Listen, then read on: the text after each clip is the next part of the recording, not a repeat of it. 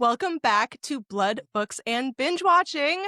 Megan here, along with Rachel, who is equally as hyped for what is to come. Spooky season may have ended on the calendar, but around here, it's always spooky season in our hearts. That's right. We are living our best lives in the hoa sweater weather. Sipping... Sorry. You had to. Sipping our pumpkin spice coffees and cozying up each night with a different horror movie. All of which are better shared with friends. So the big topic on our agenda today is all things vampiric.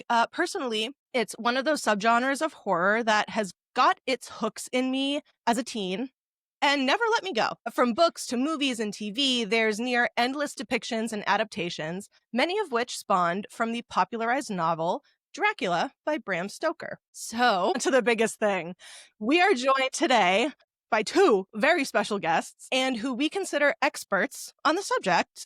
When Rachel and I started this podcast, they were top of our list, and we cannot express just how pumped we are to get this rolling. Yep. So please welcome the creator and High Lord of the Bardic Book Club, who recently portrayed the blood-sucking Count in Ogden Musical Theater's production of Bram Stoker's Dracula, Connor Padilla. Let's go!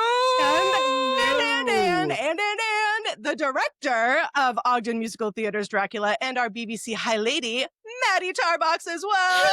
Let's go! I'm so excited to be here. We are so excited. We're so excited. I'm so excited I made it through that intro without breathing somehow, but we did it. I'm very impressed, actually.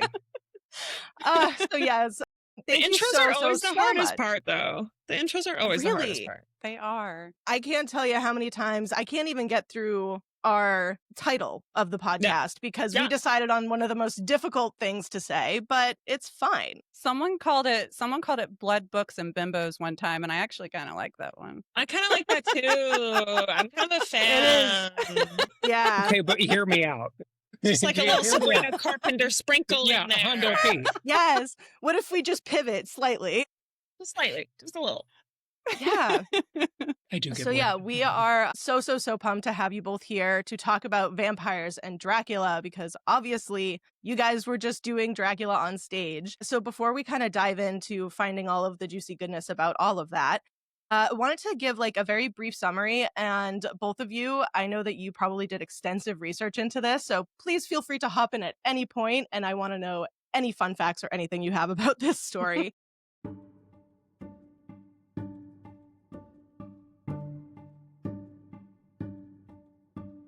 So yeah, for a brief history, Dracula was written by Bram Stoker and published in 1897, and the book's plot is told through multiple protagonists' POV, using diary entries and newspaper articles as they encounter Count Dracula. The vampire and his three brides torment and feed off of one of the protagonists in the beginning, Jonathan Harker, at their castle, before he escapes and Dracula follows him back to England, where the Count goes on to stalk others, turn one woman into one of his brides, and eventually be defeated. Spoiler alert. It's only been out for a couple hundred years. So that's obviously a very rough synopsis that gleans over a whole lot of detail, but that's why we're here to discuss those hot topics within the pages of this gothic horror classic and more. So yeah, like Stoker established some of the classic vampire tropes, like I believe having no reflection in mirrors, like needing to sleep in the soil where they were buried. There's just so many other pieces from vampiric folklore. So like, I can only imagine the amount of research you both but enjoyed doing in preparation for this production. You know what's fun is to talk about what's not actually in the original vampiric lore. Like, that's the fun part. You know what I mean? That we think is a part of the vampiric lore, like the sunlight situation. The whole Dracula does not get... He can be in the sun. He good. He's allowed to be in the sun. This is one of my favorite. I love, we've got like this thumbs up thing. But what was crazy, No, I'm glad you noticed.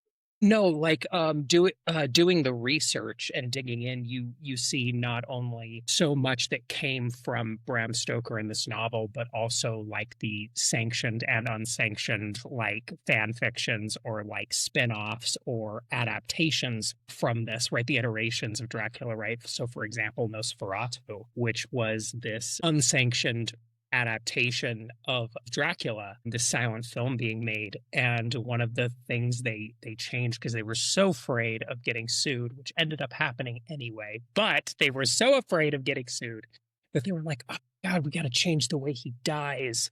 Well, like sunlight is Jesus-y, right? So like what if like the sunlight comes up and like he gets killed by the sun because it's like sun and this is Jesus and the sun, and the director was like, oh yeah, like, let's roll with that. And that became popular culture, why vampires can't be in the sun. We actually see it in the book Dracula. He often appears to people in the book, especially once he gets to London during the daylight hours. So that was one of my favorite. Also, the word itself, Nosferatu, is actually a made-up word. It was Really? Actually think it was I just thought it sounded cool. misheard or like a mistranslation. There's no Latin origin or anything? No, it's no. They think the closest thing they can find is Romanian, like ancient Romanian. I think it's Nosferat or Nosferat, wow. which means like undead.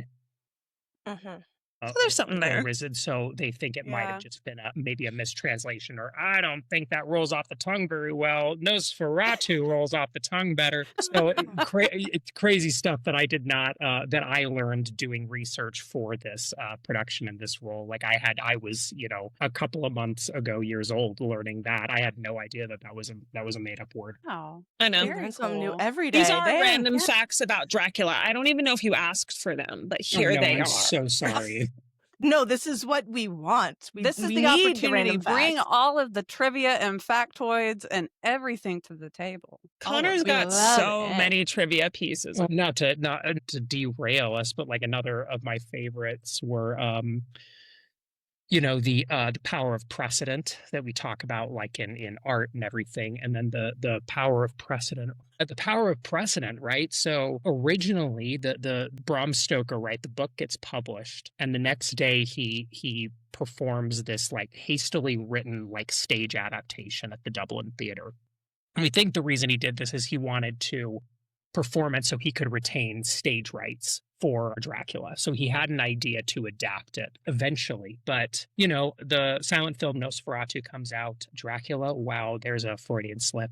Bram Stoker's widow sues, and she wins, and all copies of that were supposed to be destroyed, which is why for the longest time it was so hard to find a copy of that until, we could get into public domain. But the first sanctioned adaptation of that was a stage production. It was put together in 1928. And this is like the wild thing, right? And the power of precedent is you learn like they're putting the stage show together and somebody's like, okay, so Dracula, he's this vampire and he can do like shadow shit. It's like Shadow Daddy, right? Like, so what do we, how does Shadow Daddy? Like, how do we make that happen? Right. And the guy that they had pulled in and cast was like, well, I'm a stage magician, right? They pulled in the stage magician and he was like, so I've got like these built-in like tricks that I do in parlor rooms or whatever. And they were like, cool. So he adapted his standing magic show to just and give it like a Dracula-esque like gothic vampire flair. They didn't have funding for costumes, so they just put him in his magician outfit, which is why Dracula always now looks like that standard tux. He looks like a magician because a magician is the original guy that played him. Oh my God. What? And that cape, that iconic the big cape. red cape, the reason you've got that big collar, that iconic collar, right? They had a trick at the end where Harker and Van Helsing run and grab Dracula at the very end, and he would disappear in a bunch of fog. And he said the trick was with this trap door, but we got to hide his head. And so the costumer was like if because he's in his magic, what if I just add like a big thing to his head, like a big a really big collar, and that'll hide it, and we'll never see it. So when he turns around, we're just like, he was gone. But he was gone the whole time. And that is why all these vampires have the big collars and are rocking the tuxes. It's because there was a magician in London and he was the original guy to play it. and that is the power of precedent and the power of like, like culture and what's that word I'm looking for? The where it's the cultural Industry power. Just like the things that kind of permeate, right? And and just the power stay of with us. necessity too. I see what you're saying. Yeah. I know what you're getting at. I love that. Like these images that were kind of put together by necessity, or just somebody had to make like an arbitrary decision or even an artistic decision, and that becomes like the standard, right? That becomes this iconic symbol or how we think about something. Yeah. Oh my gosh, totally. That is such cool, deep lore. I had no idea. That's incredible. Idea. Yeah. So, my God. Magician. Holy shit. Magicians have always been cool, okay? They get way too much hate. Always been so cool. Look at that. Okay, can we talk about, I love card tricks, specifically card tricks that focus on the hands. Can we talk about that? Yeah, no, for sure. Well, what was really cool is Maddie, we were talking about this, and Maddie wanted a piece of magic that I was being really contrarian and about because I was really scared, because they were like, oh, we won't do a magic trick. And then they were like, you really feel like we want something for this letters. And it would be a cool homage to, that original, like a callback to kind of like this original idea of where the performance Dracula comes from. So they I did this really cool thing on stage where I had this letter, and it was this hand trick, right? And I made the letter fold in on itself and disappear. And it was so cool. The hands sell it, Rachel. The hands sell it. They do. So neat. They do. Your next, because I'm like big in the flow arts community and everything. If you can ever get your hands on one of the little orbs, the hand orbs, a fushigi, I would die. They're sick. Listen. Oh my God. David sick. Bowie changed my brain chemistry, I think, about a couple of ways still, even from the time I was a kid. Mm-hmm. But yeah, it was so cool, like with the magic trick, having that built into the show was a really, really cool thing and cool device. Yeah, absolutely. Awesome. And so speaking of, obviously you just gave us some amazing trivia on the cape. So the capeography that you do in this show, we must talk about it, because like, how powerful and majestic did you truly feel? Like just twirling and using this piece of like gorgeous flowing fabric to bring more aspects of your character to life. It was so much of this was like my inner child had been waiting for this opportunity, right? From the time I remember when I was 8 years old and I first watched the 1931 Universal Dracula, right, with Bela Lugosi, and I was captivated. And then, of course, we're always this was my very first Halloween that I picked my own costume. Maddie's about to show you a picture of it. Oh my God, stop! Dracula. Oh, I love it. He's been preparing all his. So the running joke through this Truly. is I'd been preparing for 28 years to play this role. Wow. But in addition to that, like, all of the, because I was a big vampire kid. I lapped up Dracula, and then, Anne Rice was a big awakening for me, right? Interview with the Vampire, and then Buffy the Vampire Slayer, right? And Angel, and all of this stuff. I had Twilight hidden in my backpack all through high school, right? Like, Twilight, but I devoured that series like 3 times through, and I always had it on me, but I had to keep it hidden in my backpack. So I had all of that, but in addition, right, I'm a big, I'm growing up being trained. My cousins are actors at Shakespeare Festival, so I'm growing up watching Shakespeare, right? Growing up, and I'm a big Star Wars kid, so space fantasy and very like theatrical epic stories, and you can't watch Star Wars and see Darth Vader and amazing capes and these amazing costumes, and you're like, oh man, if I ever got a cape, do like you get the privilege and the opportunity to like wear a cape, especially a cape designed by Mandy Schaefer. Who was our costume designer for this. I was like, no, I am gonna milk this for everything that it's worth. I'm going to make them pull me back. So yeah, and then it became it became a big part of, it's a big part of the iconic symbol of Dracula, and it's also a big part of it's really cool what the fabric does to you, right? Like it adds a weight, but it adds adds a fluidity, and it becomes this really cool device to use. It adds a lot of dynamic movement to the stage as well, which is really fun. One of the challenges that we ran into with the show is because everything's so creepy in the first half of it when we're in Dracula's castle, it can feel kind of boring and like tempo is slow and you're like, I don't know what's happening. This doesn't feel very active. Connor's capes added just a little bit of dynamic energy. I'm not kidding. The way I had to search for the tiniest bits of dynamic energy to throw into Act 1 to just like keep our audience alive and engaged was crazy. And the capes were such a part of that. They moved different. He learned that he had to pull them different based on the weight of the cape and stuff like that. Like his black cape is heavy velvet and gorgeously lined with the silk fabric on the inside. It's unbelievable. How many capes did you have? Yeah. Sorry, I don't mean to interrupt. 2. No. Nice. Yeah, it was 2, right? Yeah, well, he had a cape and then a banyan robe that had a train to it, is what it was, that red banyan robe. Which was a lot lighter in that. It's a lot lighter, so you can't pull it with quite as much force. Otherwise, it whips all the way around you like I don't know. Like, very Grecian-like. Yeah, exactly. Yes. Gonna ask, another important question, do you wear it around the house now? I totally would. Mandy currently has it, so we haven't worn it around the house yet.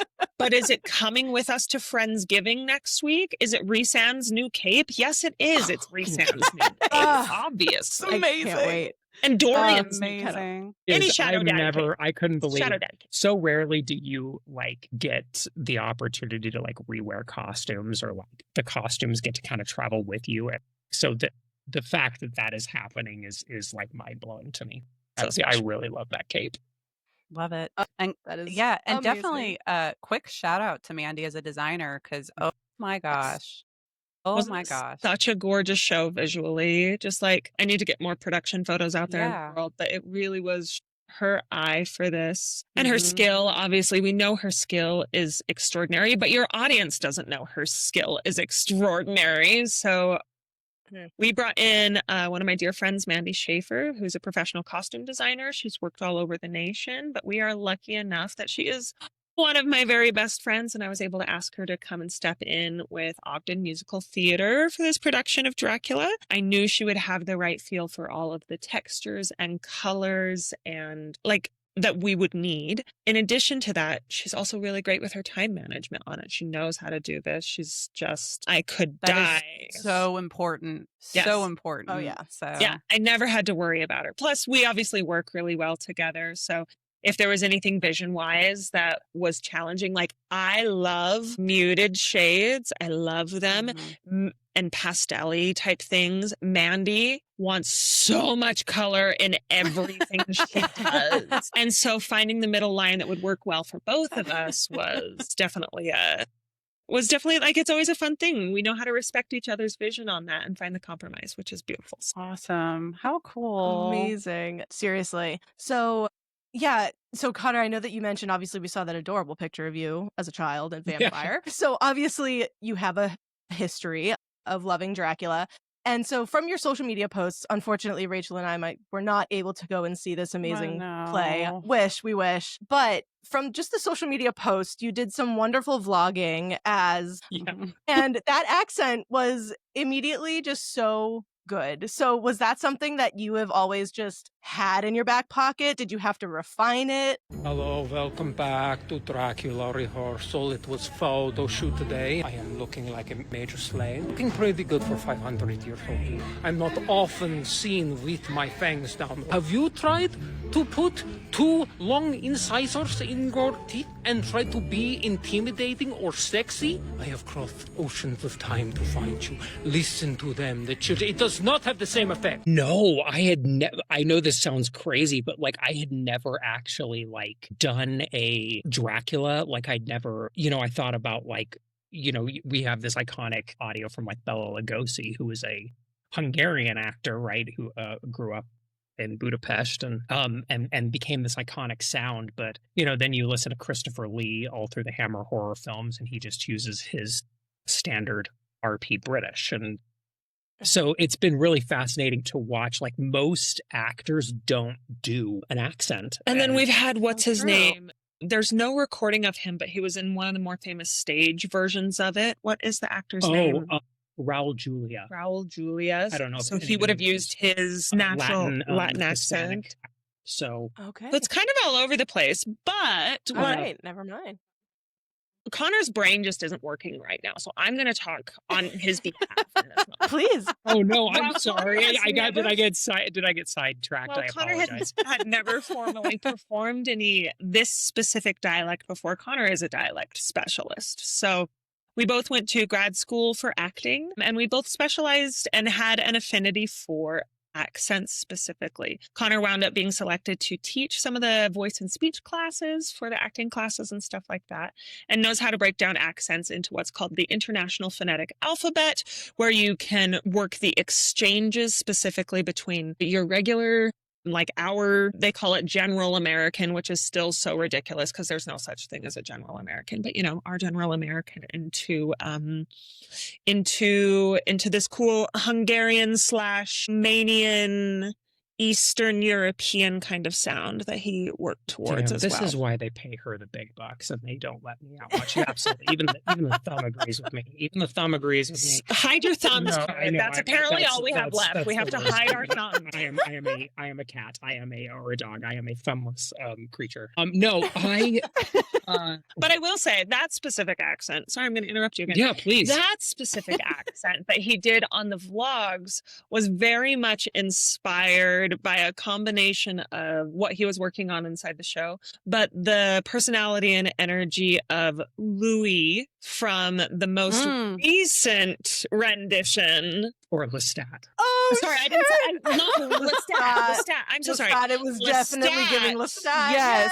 Yes. From our most recent interview with the vampire. And that was something specific that I wanted him to bring to this role, because as it started to come out playfully in rehearsal, I thought, this show is so heavy. There can be a lot of room for humor inside terrifying beings. And Lestat shows us that beautifully in this new adaptation of Interview with the Vampires.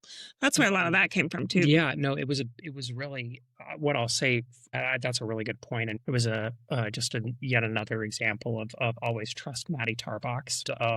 Because I was very scared. I was a little hesitant to kind of lean into that.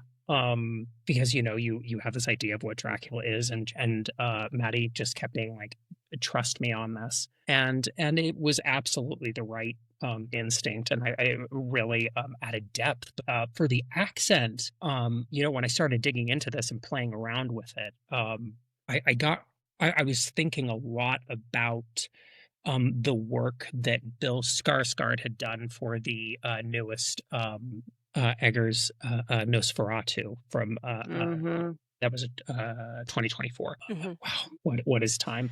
For real. Right, so, and he'd done a lot of research into that, and I'd watched a special kind of talking about that, and I loved his use of vowels and utilizing vowels almost in a rhetorical, almost Shakespearean way. And so that became kind of the jumping off point, but playing a lot with more of a lyrical tempo, because when you actually listen to kind of Slavic or Magyar or any of the languages from this area, whether they're Uralian in base or Slavic in base, they actually are very musical.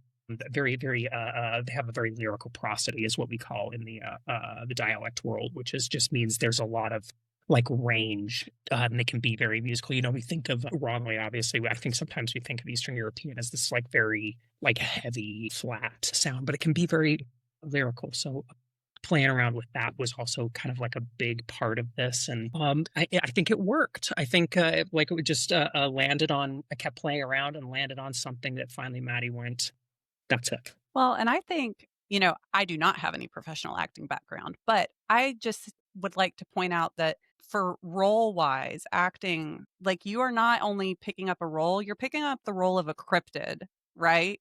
You're having to humanize this unhuman creature. And so for you as an actor to be able to do that and create this dialect, I just think is so incredibly impressive. Impressive. Yeah, no, I really appreciate that. Yeah, I think one of the pieces that we really focused on inside that was that the politeness and the gentleness is that we want in Dracula is actually deeply terrifying. that like hyper politeness that seems human is all just manipulation, and it's so actually just anti-human behind all of it. It's so sociopathic. It's so, all this big performance out front when he is, really pleasant with Mina and Lucy and stuff like that. So, yeah, it is interesting. He's very cryptid, but we also had to present him as so unterrifying at the beginning, because you got to do the boiled frog analogy with this thing, right? If he's scary from the first second and yelling at you and like touching your face with his claws and like licking your cheek, you're gonna run out in the first second. You know what I mean? Yeah, so we wanted to make sure in the earliest scenes that we love Dracula too. We're sucked in by Dracula too. We find him charming too. We are just equally as enraptured with this being, even though he's a cryptid underneath it all. It's just great. So Oh, I that's love so that, Rachel. good. Yeah, Love Rachel. That reminds me so much of, I don't know if either of you have seen the movie The Invitation. I feel like it's from 2018, 19-ish. But yeah, it reminds me so much. He was giving a lot of reason for me as well. Yes. Very much. But yeah, it's very much like suave, brings you in, pulls you in, and then all of a sudden it's like, uh-oh. Yeah. That's wonderful. That's so fun. Man, I love that you brought up cryptid and kind of like that invitation, because I think that was a big question we also asked in this production specifically, like the archetype of the vampire, right, or Dracula, kind of what the what we think of as the modern day vampire. So much of that comes from the amalgamation of what this novel was. What is a vampire to us, like archetypally, right? Like, what does a vampire do? A vampire leeches off the soul of society. They are these figures that take and they give nothing back. They have immense wealth. They have immense power. And we got into a lot of conversations about the billionaires of it all. Donald Trump, Jeffrey Epstein was a big topic of conversation during this process, and kind of that. That idea, really leaning into that charm and politeness with that whole idea of like, oh God, I cannot believe the number of times, how many times did we hear, well, they were so nice to me, right? Like, I don't understand. Like, he was so nice to me. I never had a problem with him, or like, I never had a problem with them. Like, they always were so nice to me or so polite to me, and how gaslighty and disarming and insidious that can be. The court of public opinion, like how somebody presents themselves in public versus how they act in private with that person. Yeah, that was a big part. Wow. Yeah. What an incredible pull of like inspiration or like thought process to do that. Wow. Because like that would never have been top of mind, but what an incredible interpretation. Holy crap. Well, when I start a show, always make sure there are like 3 big questions I ask, and one of them is, why this show? Why now? It's like really the other one is, what is this show about, in as few words as possible? And it's about a vampire, and it's about, we decided as a cast, it's about, for us and the version of the story that we needed to tell, it was about hunger and addiction and manipulation and what you do to people to get what you want. I think we all needed to get out of our systems the craziness that is going on right now and see it represent. We love stories for that reason. Seeing our lives represented in other mediums and other stories allow us to be able to address our own reality in ways we wouldn't normally be able to do. And so that was one of our big goals here with this one, is see what we can highlight about our own society right now to get us thinking a little bit, for sure. That's wonderful. I love that so much. So yeah, kind of, I was very interested, Maddie, specifically, like in the last few years, we've seen you fully embrace like cosplay, the community, creating that content right alongside Connor. So obviously you said that you've had previous, directing on stage experience. So how has kind of your full immersion at this point into content creation as a cosplayer kind of changed or influenced how you go about directing stage shows? You know what it is? It is that cosplay has brought me so much self-awareness, self-confidence, self-courage, self-loyalty. Because to go out there and put on a silly fairy gown and post pictures of it all over the internet when you're supposed to be this like a fancy academic or whatever it is, does take a fair amount of courage, for sure. And so to continue those little acts of courage every day for myself taught my nervous system it really is okay. The world won't fall apart. It's okay to just be yourself. It's okay to just be yourself. Okay to just be yourself. And the ability to just be able to be yourself allows you to show up in leadership spaces with a lot more confidence and a lot less like, I wonder if they're going to respect me. I wonder if they're going to like me. I wonder if they're going to think I'm cool enough. I wonder if they're going to think I'm deserving of this position. I wonder if they think like all of those little voices disappear. And all I get to do is like focus on the fact that like, I don't care if I have like normal qualifications, and I do, but like, I don't care if I do. And I don't care if they know it, because it's really just about like what happens here and now with these people here and now. And I believe in humanity. I believe that the answers lie way more in humanity than they lie in academia. And so I believe we can make anything work in this rehearsal space. So it leaves a much more trauma-informed rehearsal space, I would say. It brings a much more collaborative rehearsal space because cosplay is so dang collaborative. It definitely has brought a new, like, well, we can make it to my brain. We can make that. There's definitely like a nothing's impossible thing that happened to my brain this time around from previous directing experience. So when I previously wouldn't have entertained a magic trick, I was like, we can do it. Yeah, it's fine. We can build this. We can do that. We can do all. Yeah, it's so fun. So those are the couple things. And I can say all of that is in response to stepping into cosplay courageously, you know? None of it's like crazy, like direct skills, but it's all the ecosystem that is my mental and emotional health, which allows me to be able to show up in spaces of leadership, much more healed, I would say, for sure. So just because cosplay is healing, you show up more healed. It's kind of wild. It is. Until you do cosplay, no matter how big or small, you do not realize what all it takes. You don't. You don't. Yeah, all of the creativity, everything from the lighting in your room to the way that the shadows hit certain parts of your outfits to whatever you're cutting to, whatever music, et cetera, et cetera. So I love that. Yeah. I love that. I will say I've learned a lot from like the social media of it all and studying human psyche, because keeping the attention of an audience is our literal job. And a lot of directors forget that. Forget that it is not the audience's responsibility to listen. There are many who would like to believe that that's the case. It's like, show up to the theater and listen, damn it. You know, there's a lot of that energy there. It's our job to make them listen. It's our job to be entertaining. It's our job to keep that engagement. And there's a lot to learn about human psyche in marketing and storytelling on social media that actually influences that a lot. This whole 8-second rule situation, tempo shifts that you want in your own cosplays for a big drop moment. A drop moment is taught to us. A beat drop, we know what a beat drop means and how impactful it can be. So being able to use tools like that inside directing is really fun as well. Yeah. I feel like, it's kind of like you're here to take up space. Yeah. Like that. Yeah. It's going to do it. I'm just going to take up space. I don't care anymore.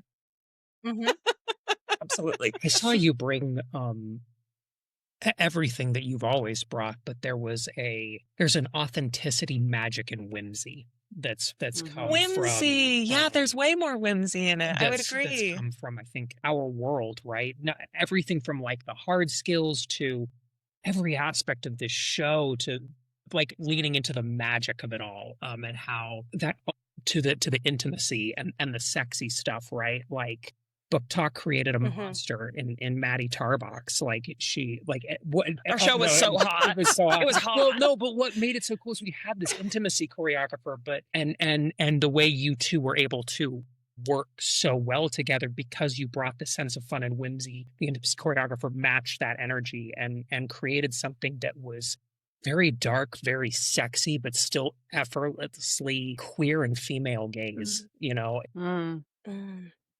It really was magical. I've actually done a fair amount of sexy stuff and intimacy stuff on stage specifically, and this was the first time I really felt everything. Like actually sexy? Like actually sexy in a way that didn't feel clunky or gratuitous or effortlessly female gaze, effortlessly like these moments that actually did have a queer lens. You know, it was really it was really magical. That's It awesome. was a really magical thing to be a part of. Sorry, yeah, you're really cool. That's all I was saying. Thanks. No, you totally are. And like I'm so glad you brought up the intimacy part of this, because obviously vampires, Dracula, it's a lot to do with that. A certain book all series that sexy. Rachel and I have done a full series on here has a Jesus. lot of blood sucking and biting God. and becoming aroused due to such. Listen, we're So, also yeah. Quicksilver right now. You know what I mean? Like it's all there. It's all That's there. all. Yeah. Guys, when you get to From Blood and Ash, you just let us know. I can't Oh, wait. no. I can't Yep. wait. It is a hardcore commitment, so please at It your own is. pace. But I believe it, but yes. Is We'll she be coming here. down the line? Can't we'll be wait. here.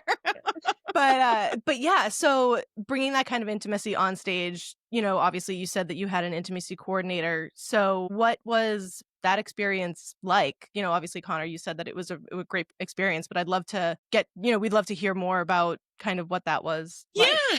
So what we do, we bring in coordinators in theater for any time there's like physical touching that would not be happening in public, or if there is forced body movement in any way, shape, or form from another human being. So like if there's a push, or if there's anything along those. So stage combat falls in there into that category as well. Fight and intimacy coordinators.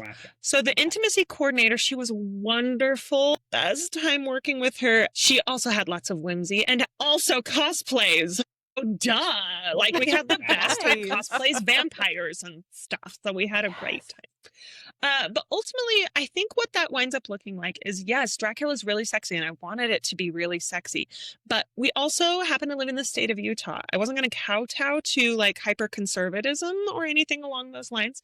But I wanted to make sure that we didn't wind up that everything felt motivated, that everything felt justified. And what makes things most sexy is very rarely the like grabbing and like being all up in each other's business anyway. It's like slow, intimate moments. It's the slow burn that leads up to it anyway. So that was the fun part to really choreograph in there, to get the like slow, tiny, intimate moments that were really impactful. It was really fun to figure out together, fun to figure out. It becomes an entirely everybody collaborative process because every actor has to feel comfortable. Every actor has to feel natural. Otherwise, it doesn't wind up feeling good, and everybody's got different body language.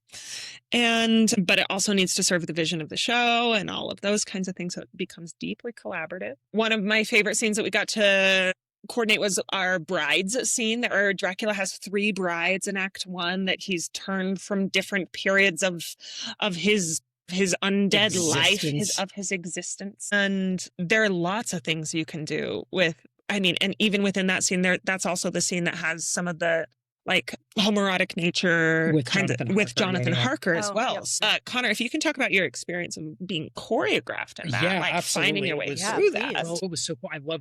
It's so funny, Rachel. I love that you talked about hands, right? Because that became such a big emphasis and focus. So in this scene, right, Dracula busts in and he's mad at his harem, right? He was like, "How dare you touch him? The man is mine. He belongs to me." You got to give them the lore around that line really quick. Which is amazing, right? Because we believe Bram Stoker, closeted queer man, and we believe, and I cannot remember in this moment the name of the actor. There was a tall, dark drink of water, a leading man. He was an actor, big on I think the London and the either in Ireland or in London at the time, big in the stage. And these two were inseparable, right? Like I think one person wrote, "I never knew 2 people more entwined in each other's lives than this actor and Bram Stoker." Okay. And this was the first scene he ever wrote for Dracula. And from all of the drafts, it is the one scene that remains. And it was like line, that line, this scene where Dracula kind of claims and takes Jonathan Harker. And we were like, bro, it all of a sudden occurred. I think to me, it was like, this is the erotic self-insert fan fiction, right? Like this was his moment of like trying to claim that, you know, and so honoring that became a big part of it, and also honoring the power dynamic, teaching the audience very quickly through intimacy and through like this sexual power, dominant, submissive nature of this moment. We get so much information about Dracula and about his magic and about his power and how it works. And I just thought it was amazing how seamlessly Maddie and Miranda kind of navigated this and choreographed us through it. But also maintained a sense of play and whimsy, like kept us very, very safe, but kept the energy very, very fun and light and enjoyable. So nothing ever felt like, oh my God, we're doing something. And you are doing something very serious. And you want everybody to feel safe, especially when you're doing things wrapped around a staged non-consent, right? Like you want to be very clear and very present. I'm very in tune with how people are doing and how people are feeling, but also doing such a great job of, again, keeping that sense of whimsy everywhere. Like, it's got to be safe, but it also has to be fun. It has to be fun. You don't want it to be cumbersome or anything along those lines. Yeah. For sure. Oh, yeah. And also I feel like also keeping that very like natural connection still very present. Yeah. Like, it can be really hard. A lot of actors find intimacy work very cumbersome and irritating to have to do, but it is so crucial because you say you're fine to be touched wherever, you say it's cool until you probably are, but probably not from everyone. Right. Like so true. The person you're doing this with might change your boundaries simply based on a vibe, so we got to talk through it every single time as cumbersome.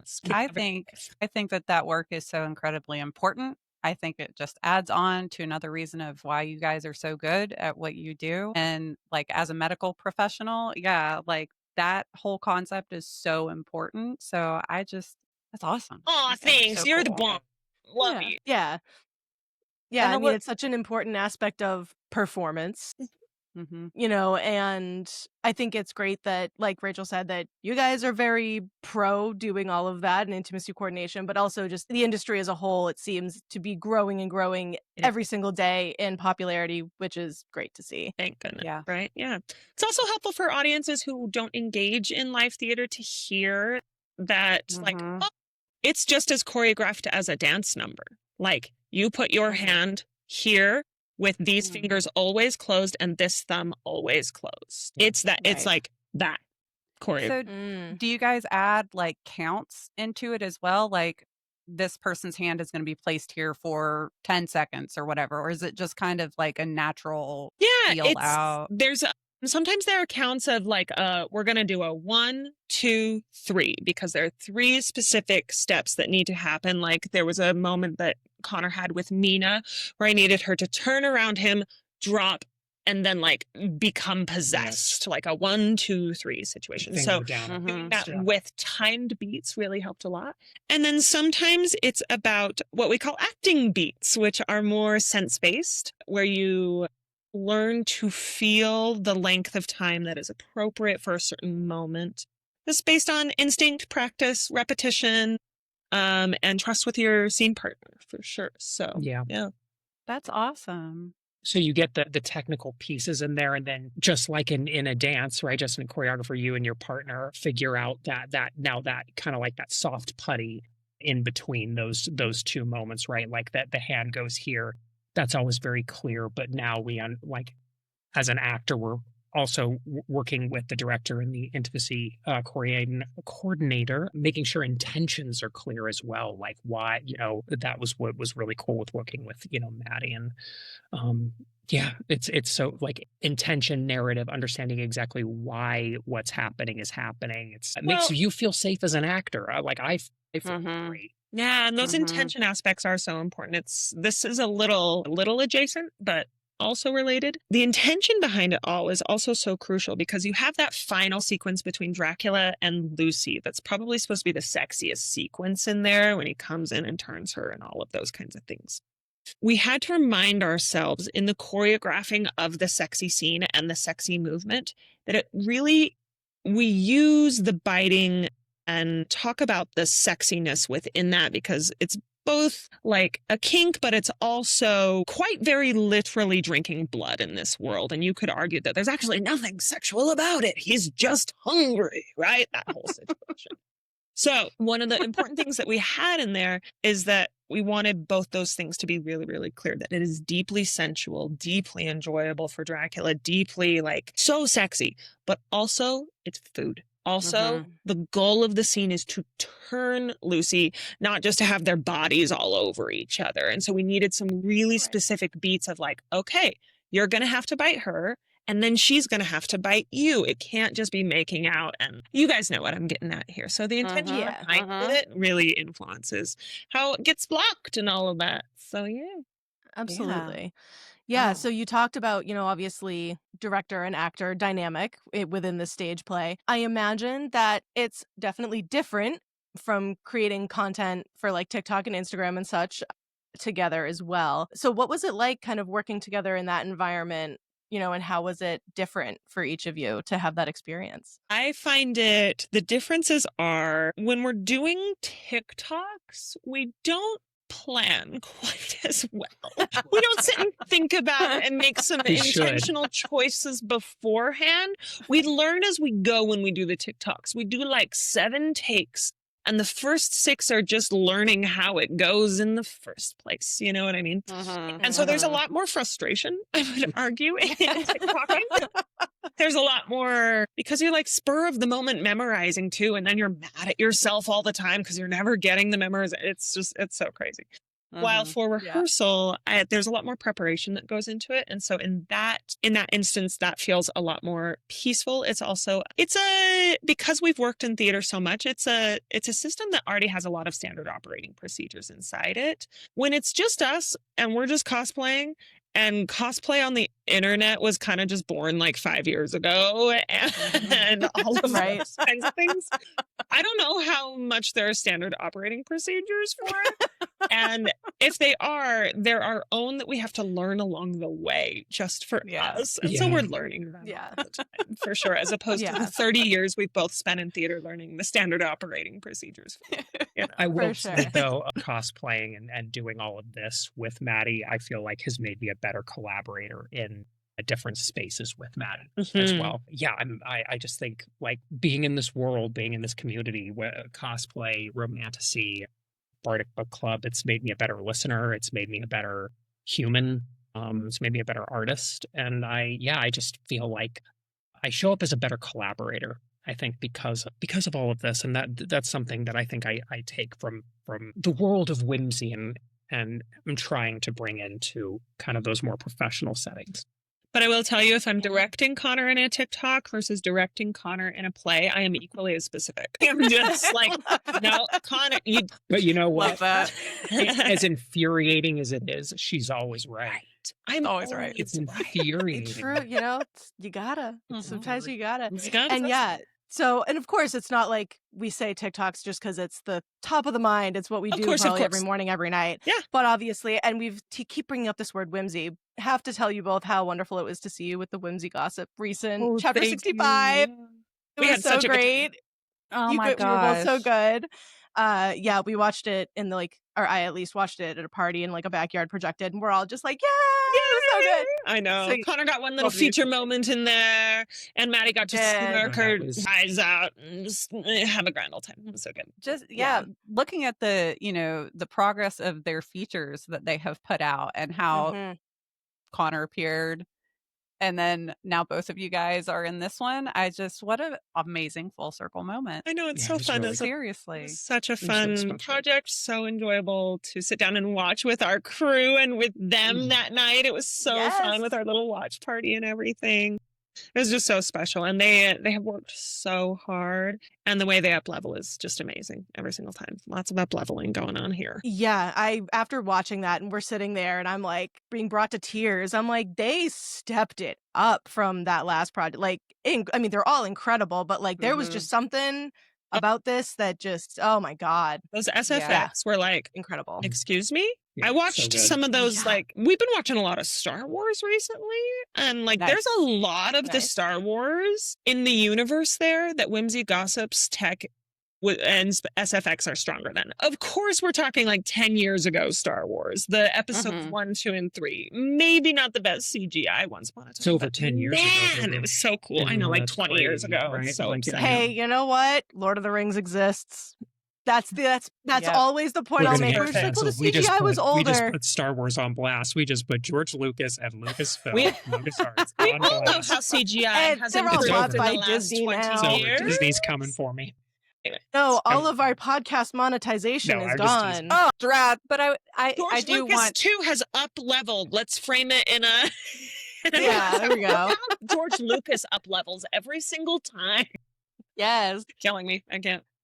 But I just, one last note on like the entire project of that and the entire community of creatives that you guys are involved with, I think is just so profound living in the age of AI generation and how you guys are striving to keep real art alive. So I just want to give a huge shout out to that because nothing will ever compare to the human spirit when it comes to the creative arts. And yeah, my hat is off to you guys. There's this gorgeous quote that I read to my cast every single time before we open. And it ultimately gets at the idea that, like, you as an artist are a divine form of imperfection for your audience to fall in love with so they can fall in love with their own imperfection. Oh, It's beautiful. the AI art is almost perfect. We don't care about perfect. We're seeking imperfection. We're seeking it because we're so terrified that everyone else is perfect and we're not, that we're like desperately looking for imperfection in other people and courage in other people to show up anyway in big ways. So, yep, I'm with you on the keeping it live, keeping it human, keeping it. Isn't, you know, that is the flip flawed. side. That is the flip side of the coin of having to use social media, right? Because it has set this unrealistic standard Mhm.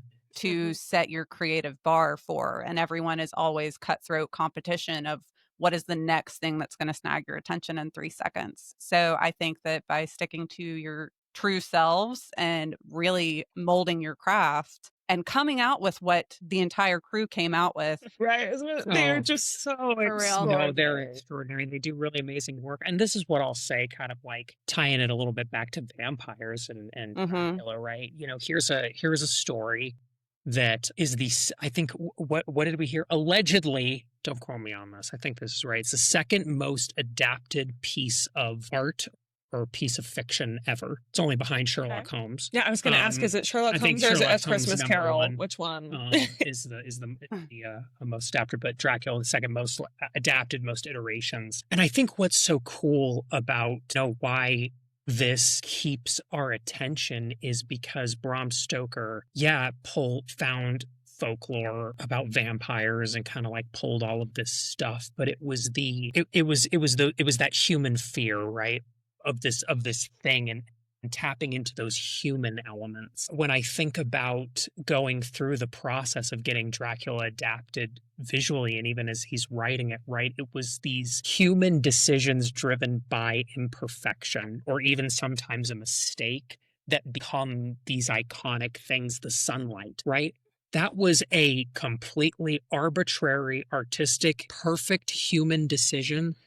Oh, I'm sorry. I have a bad habit of doing that. These are the good ones. But this imperfect human decision that, if you think about it, though, that's really fucking cool. Like, that's such a cool idea. Like, but that came from somebody's imagination, right? So I'm not worried. Because I think, you're going to have, I shouldn't say that. I am worried that, you know, especially with kids continually going more toward things like this.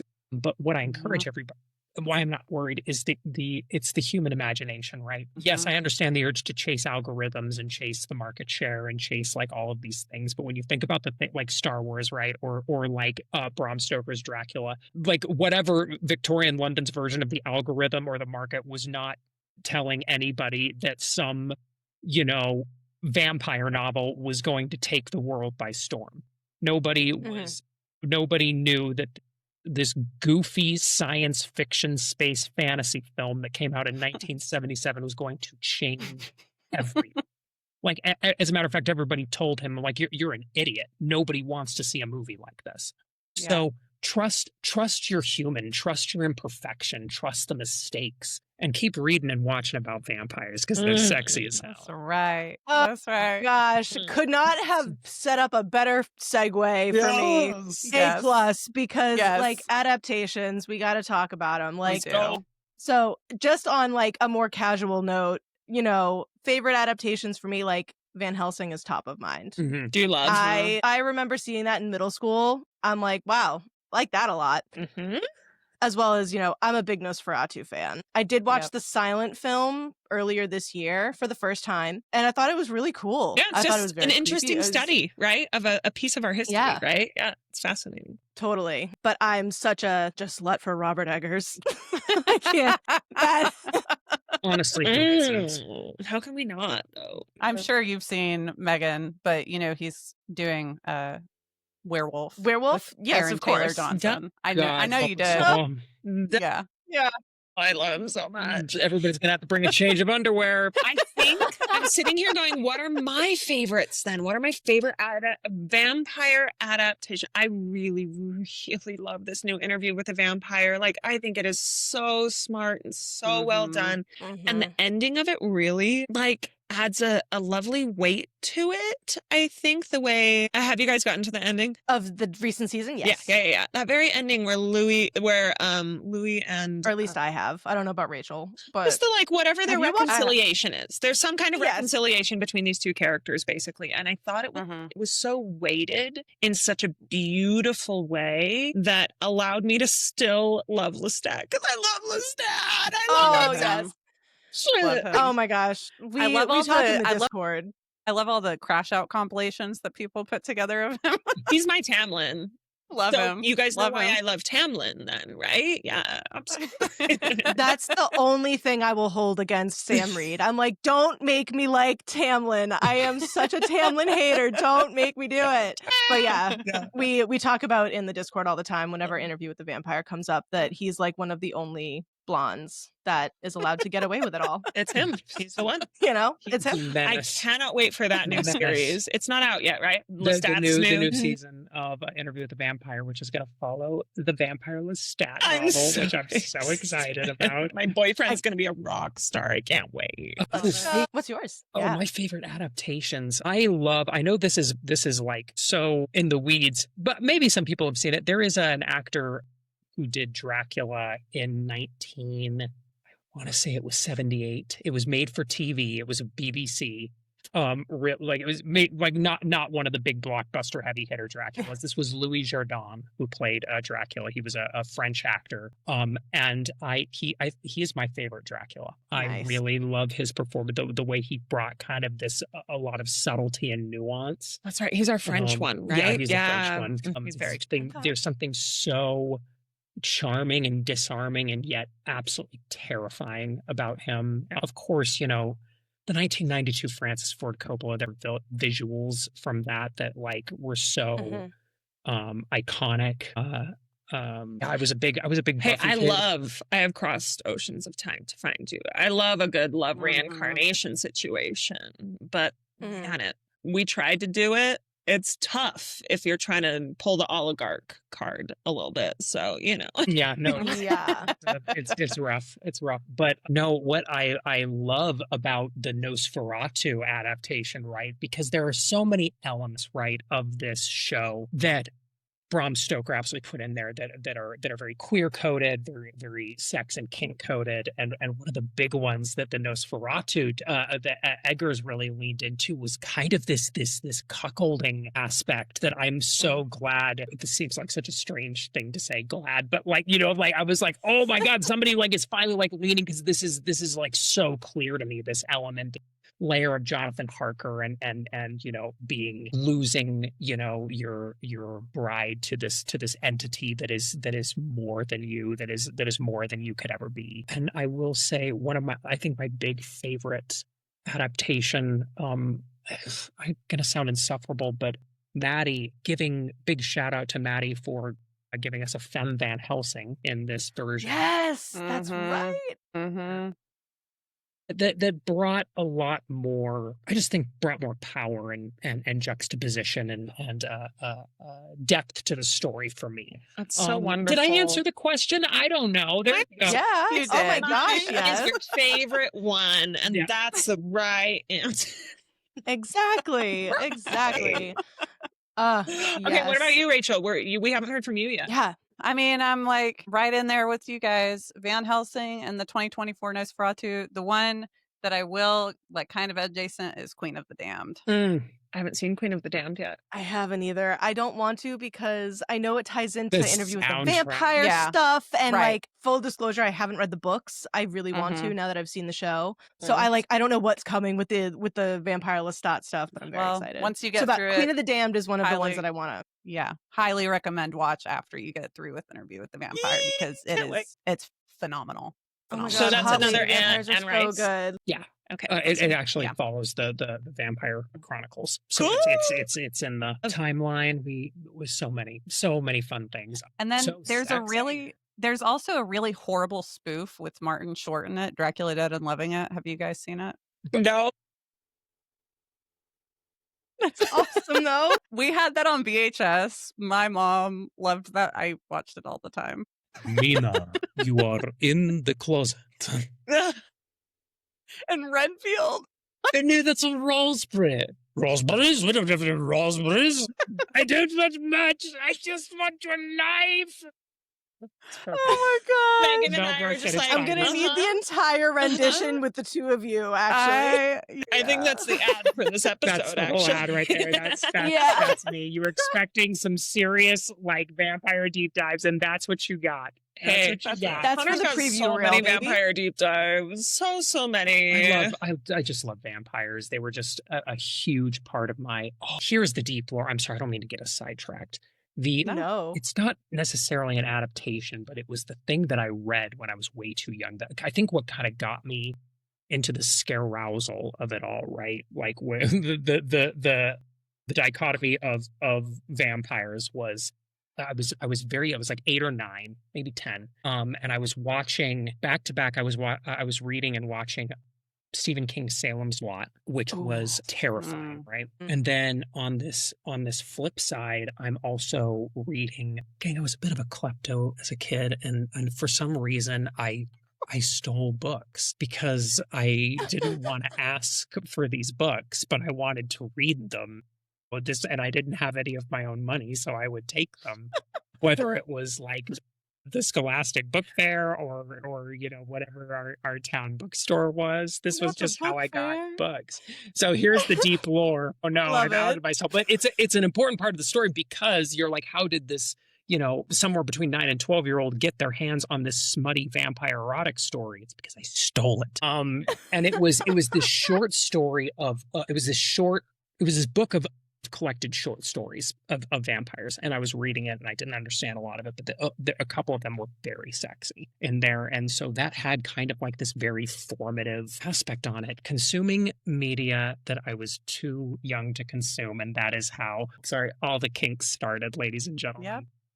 We had Isn't it in my always? middle school library, I read Go Ask Alice in 7th grade. I read A Child Called It. I read the entire Ellen Hopkins series, The Glass, Crank, all of that, like 7th grade. Yeah. Wild. I think we're better Wild for it. times. I think we're We better are. for it. We are. We're better. Oh my gosh. Yeah. Vampires, like, for whatever reason, I go in and out of like my vampire into zombies, into Bigfoot crazes. It's freaking weird. But yeah, no, vampires has always been with me through and through. Through and Because yeah, like Twihards for life, baby. Absolutely. Like, we did. I was just reminiscing yesterday about like getting Eclipse for Christmas and not doing anything besides reading that day. Yeah. Yes. Except for like celebrate the holiday, but I know. I It was the found- best.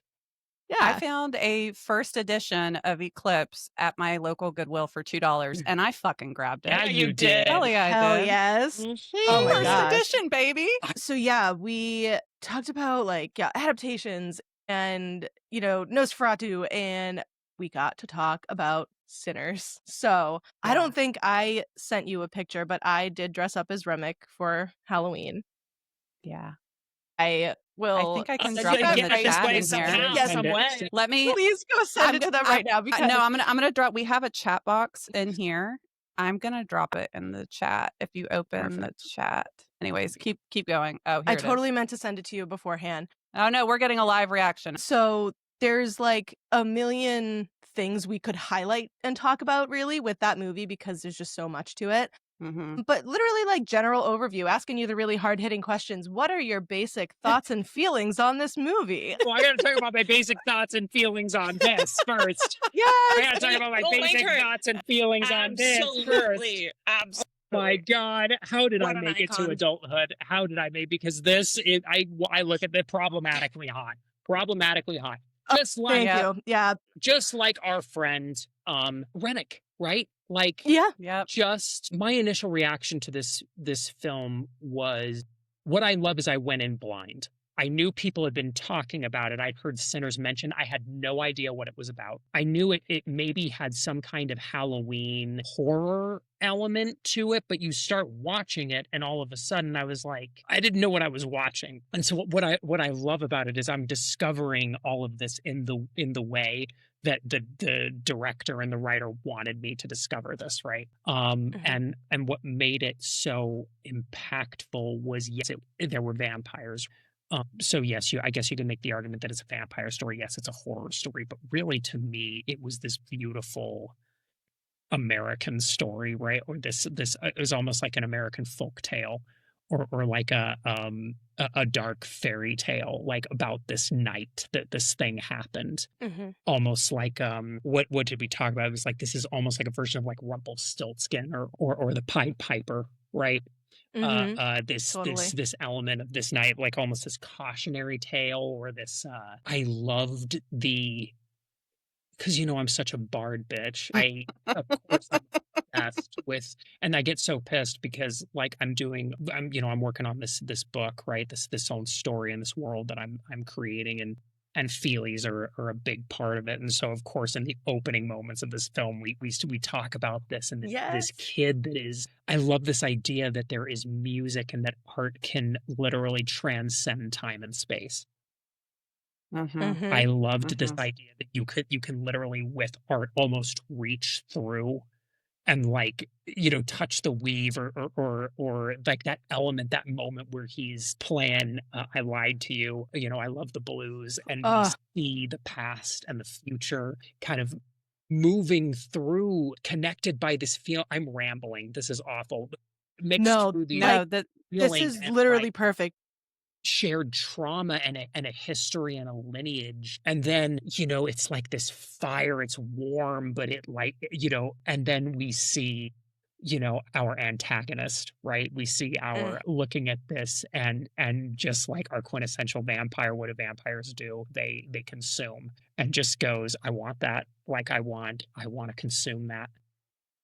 I loved the implications, about the power of community, but I'll just say that, period, the power of community. Yeah. And how you use it. In a nefarious sense and in a deeply positive sense. I loved kind of what seemed to be the themes and the motifs and the statements around that, as well as, oh my God, the juxtaposition of these two folk styles that have had massive influence on American music and American culture, with kind of the Scotch-Irish folk, and then you have obviously R&B and country and all of the Black art forms kind of showcased here, blending together and really creating what just seems like this really mystical night. So good. Have I rambled enough? I don't even know if there was a question. No, like you've touched on so many good topics, like specifically about the ancestry and the culture of the music, and where and how much that influences like the story itself, because it is such an important piece of it, because Sammy does essentially summon Remick with his music. And yeah, I just thought, I'm pretty sure I cried the first time I saw it when I Lied to You came on, because the second that you see these other people join in and the other guitar comes in, I was, from a cinematic point of view, and just it's in one shot, and the choreography and the dancing, and it was so freaking beautiful. But yeah, like you said, the community aspect, and like, because you have Sammy who's really discovering his community, like really feeling out this community that he wants to be a part of way more, and then you have Remick who's craving that community so much and wants to feed off it, and then you have the assholes at the end who have their own community, as negative as that is, and we see how great that turns out for them. So yeah, that part of it is fantastic. I love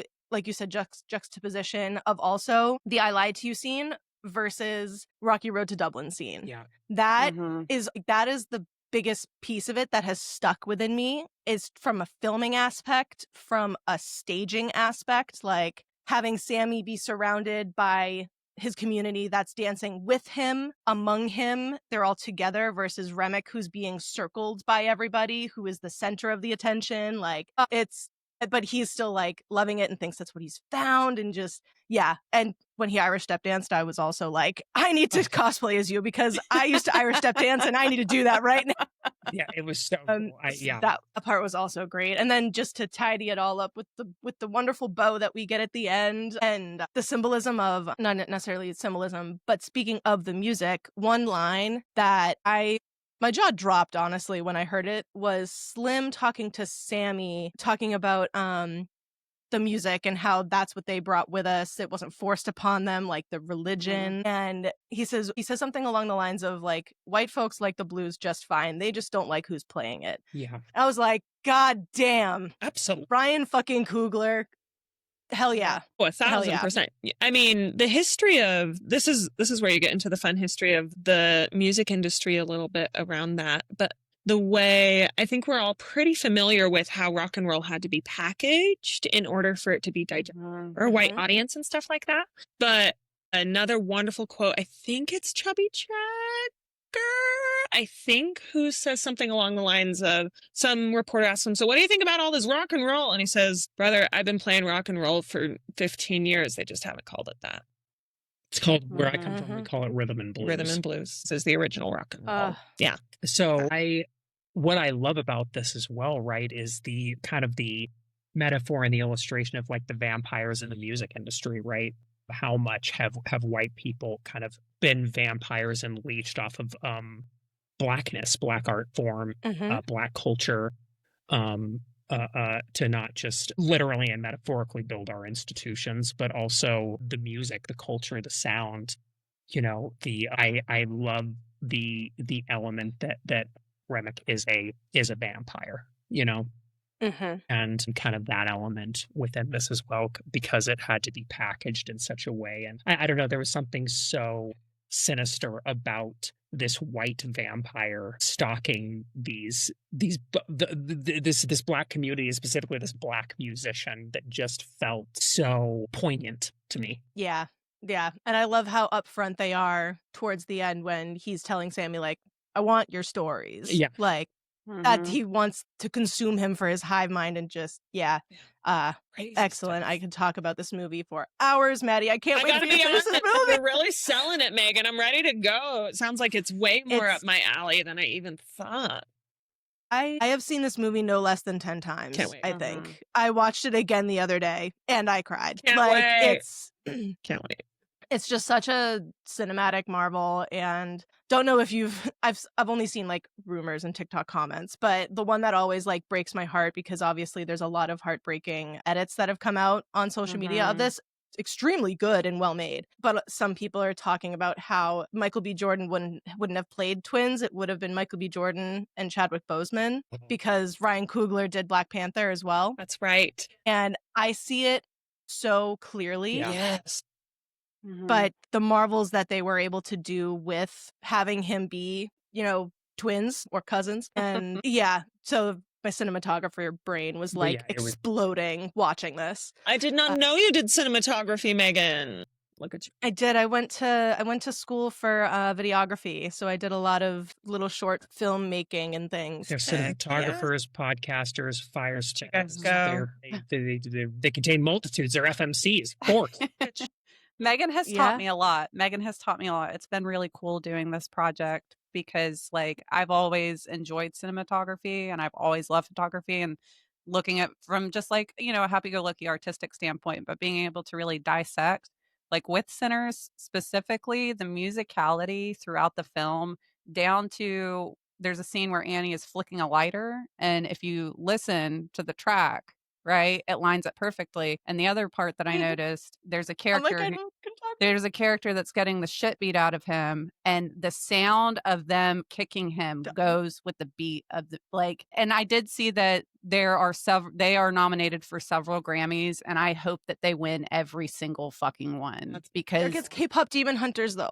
K-pop God. Demon Hunters It's a is also big- so you know good. what? It's a big You know year. what better Year. two films to be up there? I Oh, mean, 100%. they deserve all of it. Like, oh, Yeah. I got full body goosies, Maddie. I can't But wait no, for you to watch it. Yeah. No, the rhythmic parts that you're talking about, it also Yes. like just the more I watch it, the more it sinks in of like just because it's always joked about, but honestly it's true about how a lot of white people don't have any rhythm. So the fact that it Mhm. is these black characters doing these things like subconsciously on a beat is just such another like incredible Mhm. detail of this movie. And yeah, the beating, the kicking on the guy during Pale Pale Moon, that got me very excited. Yeah. It was Yeah. everything about it. It's just so we're seamless. gonna go watch this. film. Yay, So- can't Yes. wait. I'm Yeah. so good. I love it. I love Yeah, it. really Mhm. awaiting. Gosh, so yeah, we have chatted vampires so much. I have to just even briefly talk about how much I love Astarion. I couldn't talk about a vampire episode and not mention him, but we course. have, so it's check. Because I heard you say the weave earlier, and I was Yeah. like, oh, Baldur's Gate 3 brain's coming back. It had everything. That video game was perfect. We even had a vampire, right? Like We love that sassy Mhm. king. the sassy, a sassy Lestat-esque salty vampire, right? Like you gotta have a vampire that's serving a little bit of cunt. You know what I mean? Like that. Oh, and he has a tragic backstory? Yep. Please, sign me up. Sign me. I was so mad. I liked him so much. What do you mean you're so mad? Why are you mad at Astarion? Well, because I can't ever play Oh, you as a I'm insufferable, gang. I'm such a like Astarion mostly disapproved of me and like my play style. Like, let's be so real. So there are No certain way. things that I could never like get out. Are you too much of a good boy? I'm too much of a good boy. I would bore Astarion, you know what I mean? Like, Yeah, we're no. not going to fucking kill, like, we're not going to commit genocide right now. Like, I'm so sorry. Like, I'm not, I can't even, like, I know it's ones and zeros. Get off my ass. Like, we're not going to do it.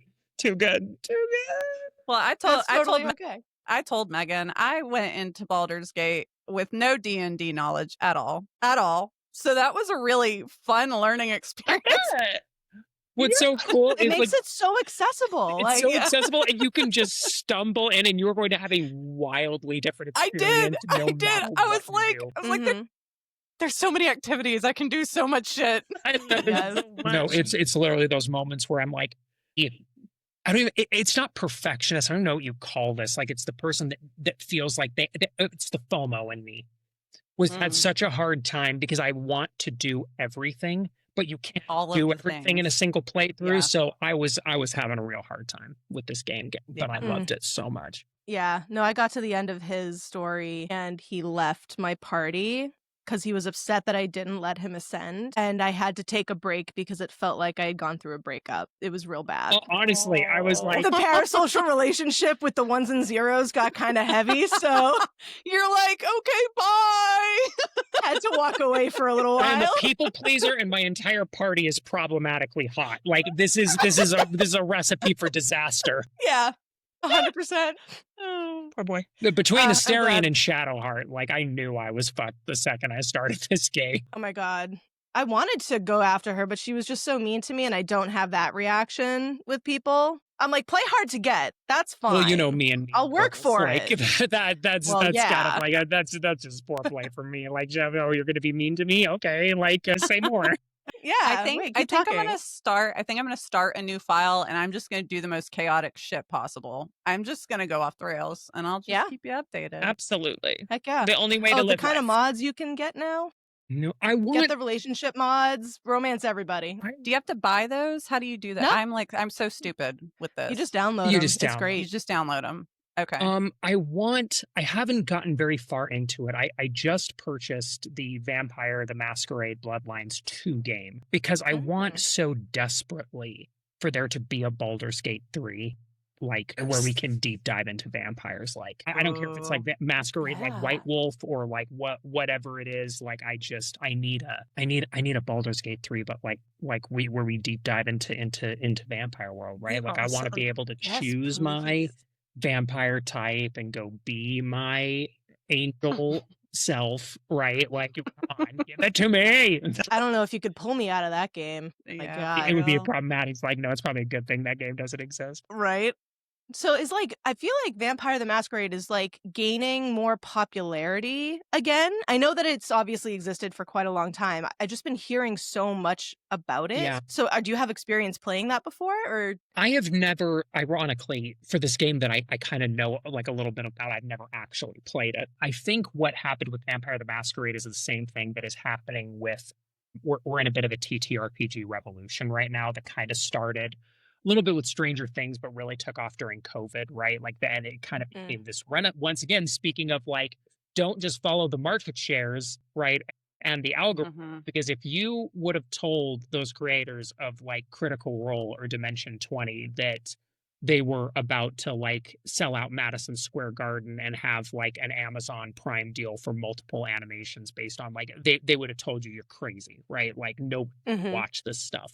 I think we're just going through a big renaissance of tabletop role-playing games. People are, specifically like actual plays, like people are watching people like play these games and do these narrative social-based stories. And I think people get really excited. I think Vampire the Masquerade has a big pull because of its more narrative focus. It's not as mechanical and crunchy necessarily as like a system like Dungeons and Dragons is.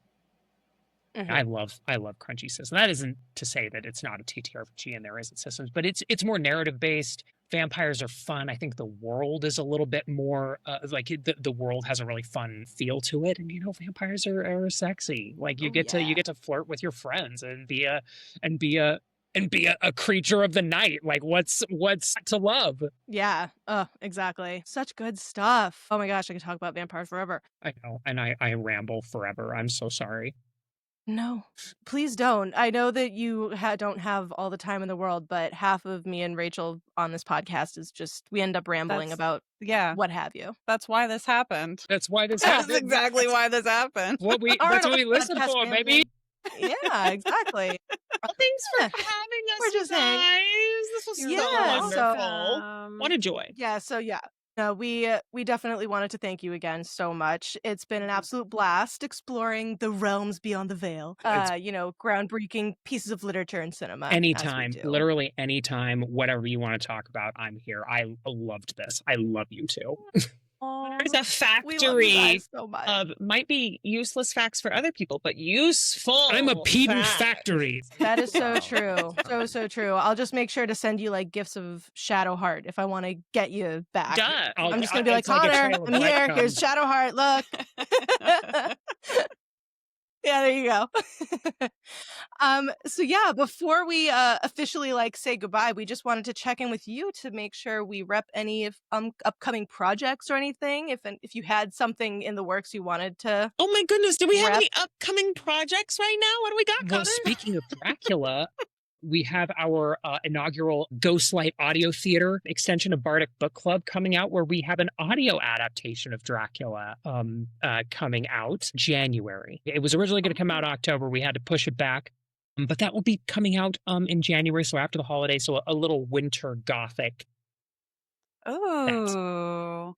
Hey, like that's a gothic frost and starlight? Like a gothic frost and starlight. Oh my gosh. And where can we find this? Like on what platform? It will be right in the Discord. So if you want to check it out, if you want to become a member of the Inner Circle or join our Discord, Bardic Book Club, come hang out with us. We've got an amazing cast. We got the voice of Drew, who was also in Chapter 65, doing Dracula.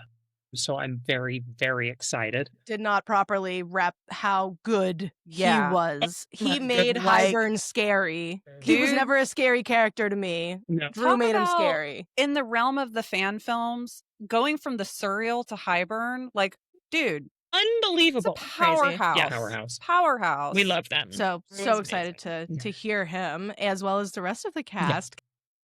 So I'm very excited. It's going to be a wonderful cast. That'll be Yeah. so good. Yay! Other projects, you can always find us at fantasy balls and things like that. We have our romantasy retreats. We just launched our first one this last fall for the Inner Circle, which is our paid membership version of our section of our Discord. And we had the best time, and we'll be launching several more in 2026. So definitely keep your eyes out on the horizon for some fun romantasy retreat plans. It's like a ball, but like a slumber party with 20 people instead. Like a fantasy ball, but slumber party with 20 people. With your best With your friends best that are all friends, interested in the same things you are. Yeah. So those are our major projects sounds- right now that we're focusing towards.